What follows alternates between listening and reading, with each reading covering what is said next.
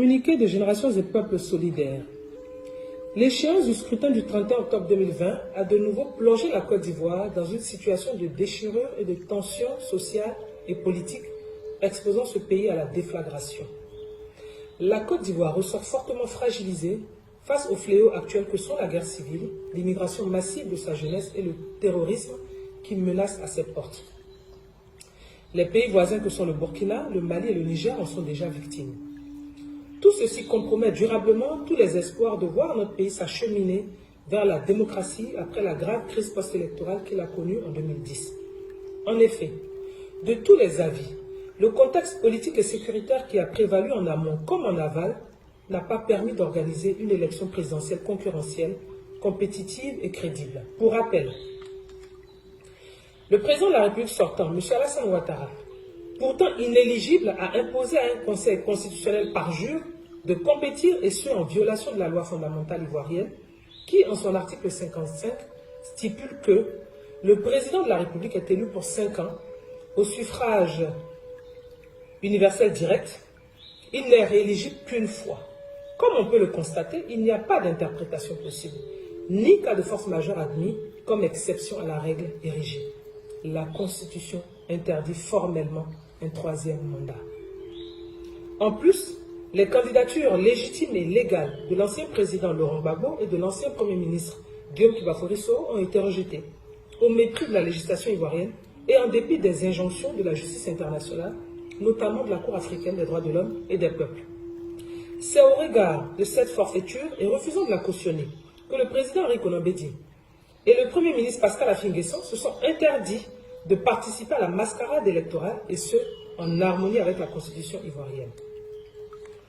Autant dire que cette farce électorale nous ramène au contexte des partis-États, partis uniques des années 60.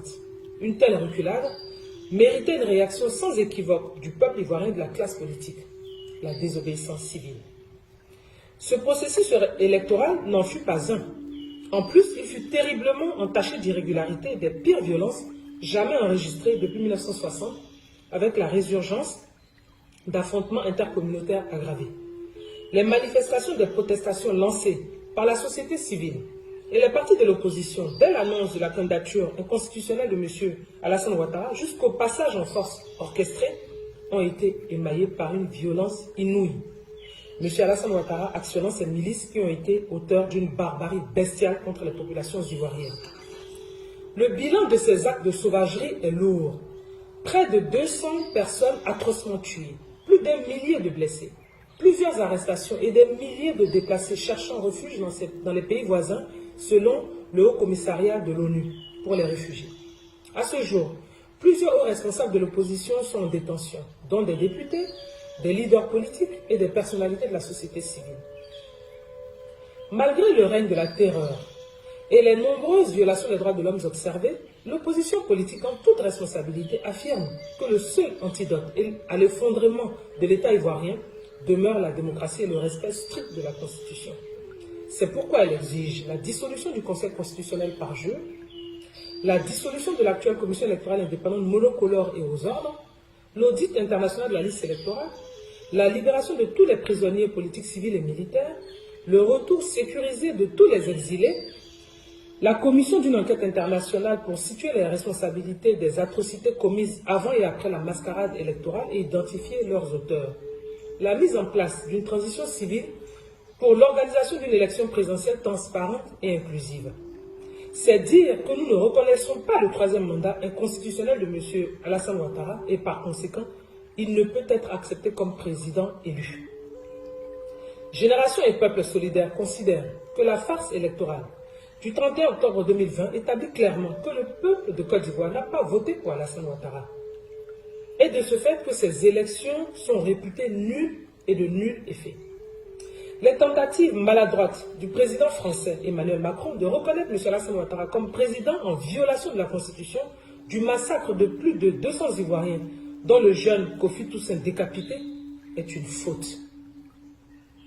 Génération et Peuples solidaires note qu'une telle posture de la France ne fait qu'empirer le climat politique déjà délétère. Génération et Peuples solidaires considèrent que le bradage économique au profit des multinationales françaises par M. Alassane Ouattara ne doit en aucun cas justifier son adoubement au détriment des nobles valeurs des droits de l'homme et de la démocratie. En effet, de gros contrats juteux, sulfureux et teintés de corruption, en l'occurrence la construction du métro d'Abidjan, concédé au coût faramineux de 1,5 million d'euros, soit environ de 1000 milliards de francs CFA, et le projet d'extension de l'aéroport d'Abidjan, concédé en pleine campagne électorale, heurte l'éthique et les principes de la bonne gouvernance, si chers semble-t-il à l'Union européenne. Ceci achève de convaincre les plus sceptiques, si besoin en était, qu'il y a une inversion de l'échelle des valeurs de la démocratie et les rend plus détestables. Génération des peuples solidaires dénonce de telles pratiques qui violent la loi Sapin en France, ainsi que les règles et pratiques de l'Union européenne. Génération des peuples solidaires appelle les juridictions internationales, notamment françaises, à se saisir de ces dossiers suscités.